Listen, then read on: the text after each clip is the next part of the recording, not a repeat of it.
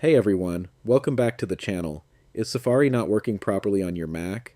Maybe websites are not loading, pages are stuck on a blank screen, or Safari keeps showing a loading bar but nothing happens.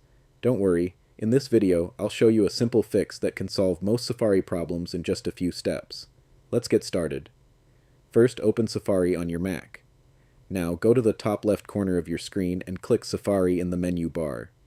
From the menu that appears, click Settings.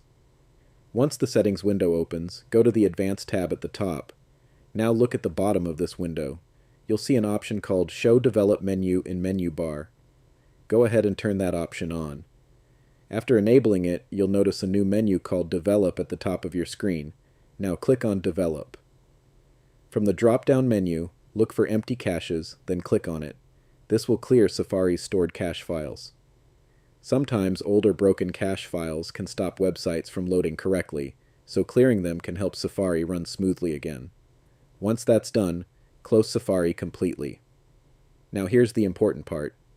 Before opening Safari again, hold down the Shift key on your keyboard, then launch Safari while still holding Shift.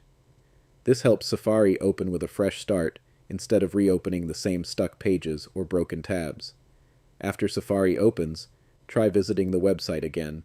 In most cases, this should fix the problem, whether Safari was loading slowly, showing a blank page, or refusing to open websites properly.